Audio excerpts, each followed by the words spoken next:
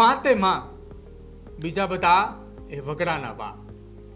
આ કહેવતને સાર્થક કરતી એક ઘટના અરવલ્લી જિલ્લાના અંતરિયાળ ગામમાંથી સામે આવી છે.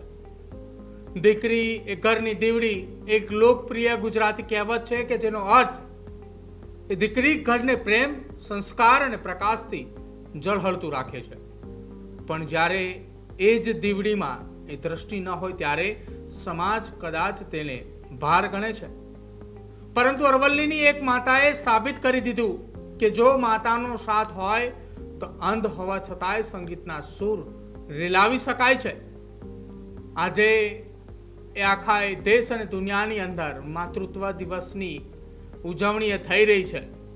ત્યારે સણગાલ ગામની વીણા કે જેણે જન્મથી જ અંધ હોવા છતાંય આજે આત્મનિર્ભરતાનું એક ઉત્તમ ઉદાહરણ બની છે. આવો જાણીએ એ અરવલ્લીના અંતરિયાળ વિસ્તારની એ વીણા કે જેને એ સિદ્ધિ હાંસિલ કરી છે કે જેના પર આજે આખો સમાજ ગૌરવ લઈ રહ્યો છે. અરવલ્લી જિલ્લાનું એક નાનકડું અંતરિયાળ ગામ એટલે સણગાલ. અહીં રહેતા દિનેશભાઈ ખાંટ એ દરજીકામ કરીને માંડ એ પોતાના પરિવારનું ગુજરાન ચલાવે છે. ઘરમાં પહેલેથી જ 2 દીકરીઓ હતી. જ્યારે તેમના પત્નીએ 3જી વખત ગર્ભવતી બન્યા ત્યારે પરિવારને આશા હતી કે આ વખતે આંગણે દીકરો રમશે. પરંતુ કુદરતને કંઈક અલગ જ મંજૂર હતું અને દિનેશભાઈના ઘરે 3જી દીકરીનો જન્મ થયો જેનું નામ રખાયું વીણા. દુઃખ તો ત્યારે એ પહાડ બનીને તૂટી પડ્યું કે જ્યારે ખબર પડી કે વીણાએ જન્મથી જ અંધ છે. સમાજ અને સંજોગોનો સામે લડવાનું હતું પણ વીણાની માતાએ હિંમત ન હારી. વીણા ભલે એ જોઈ શકતી ન હતી પરંતુ તેની શીખવાની એ ભૂખ એ ગજબની હતી.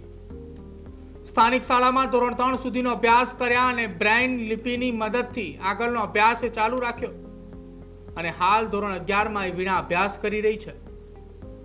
વીણાને માત્ર અક્ષરોમાં જ નહીં પરંતુ સુરોમાં પણ રસ પડવા લાગ્યો. મોબાઈલ પર ભજન અને ફિલ્મી ગીતો સાંભળી તેને ગીતો એ ગાવાની શરૂઆત કરી.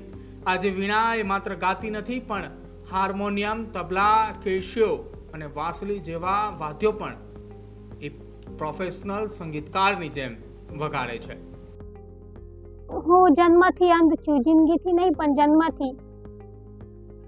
હું નાની હતી ત્યારે હું ગીત સાંભળતી હતી તે શીખી. હું કાને સાંભળતી હતી અને શીખી. પછી ગાતી હતી, ગીત સાંભળતી હતી અને શીખતી હતી પણ ગાતી. તે મારા પપ્પાએ મને હાર્મોનિયમ લઈ આપ્યું, તબલા લઈ આપ્યા અને કેશો લઈ આપ્યો. હું અંધ છું છતાં આટલું તો કરી શકું છું. પણ સામાન્ય મહિલાઓને એટલું કહેવા માંગુ છું કે તમે જીવનમાં આગળ વધો, હિંમત હાર્યા વગર. દીકરીની આ સફળતા પાછળ તેના પિતા દિનેશભાઈનો પણ એટલો જ મોટો હાથ છે. આર્થિક સંકળામણ હોવા છતાંય તેમણે વીણાના શોખને ક્યારેય મરવા દીધો નથી. તેમણે દીકરીની સંગીતની એ સાધનો લાવી આપ્યા. વીણાની માતાએ જ એ પુત્રની ઘેલછાને એક તરફ મૂકી અને પોતાની અંધ દીકરીને પોતાનું ગૌરવ માની લીધું. આજે જ્યારે વીણા એ મધુર ગીતો ગાય છે ત્યારે આખા ગામની આંખો હર્ષથી ભીની થઈ જાય છે. એક તરફ સમાજમાં આજે પણ દીકરીઓને બોજ માનવામાં આવે છે ત્યારે વીણા અને તેના પિતા અને માતાનો આ સંઘર્ષ દરેક માટે એક પ્રેરણારૂપ છે. વીણાએ સાબિત કરી દીધું કે દ્રષ્ટિ ભલે ન હોય પરંતુ જો દ્રષ્ટિકોણ હોય તો મંજિલ દૂર નથી. મારે ત્યાં એક સુરદાસ દીકરી છે જે જન્મથી અંધ છે. પોતે દેખી નથી શકતી અને બોલે છે બધું પણ એ જોઈ એકલી શકતી નથી. અને એને નાનપણથી અમે બધી રીતે ટેવડ પાડીને એને મોટી કરી. એને ભણવા મૂકી શાળામાં. તે બ્રેલ લિપિમાં અભ્યાસ કરે છે. 1 થી 11 ધોરણ સુધી એ અત્યારે અભ્યાસ કરી પૂર્ણ થયો. હવે તે 12મામાં આવી છે અને સંગીતમાં, ગાવામાં એને નાનપણથી જ શોખ હતો. એ નાનપણથી જ આ મોબાઈલના ફોન ને એ બધું વાગે ને એ સાંભળી અને એના મગજમાં ઉતારીને પોતે ગાય છે. અને ધીરે ધીરે હાર્મોનિયમ વગાડે છે, તબલા વગાડે છે, કેસ્યો હોય કેસ્યો વગાડે છે, બધું એની જાતે કરે છે. એટલે દરેક મહિલાને મારે કહેવું છે કે મહિલા પરિક્ષિત દિન આવે છે, તેઓ ઉજવણી છે, તે મહિલાને તમે પણ આવી રીતે આગળ વધો અને કંઈક કરો. આ સામાન્ય દીકરી અંધ હોવા છતાં આટલું કરે છે તો તમે કેમ નહીં?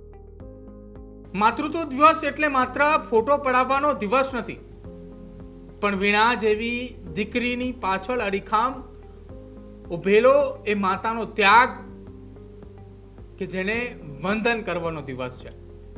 વીણા ખાટ આજે અન્ય દીકરીઓ માટે પણ એક ઉદાહરણ રૂપ એ સામે એ તેની આખી વાસ્તવિકતા ને તેની જીવનની એક ગાથા છે. જો એક અંધ દીકરી આટલું કરી શકતી હોય તો તમે કેમ નહીં?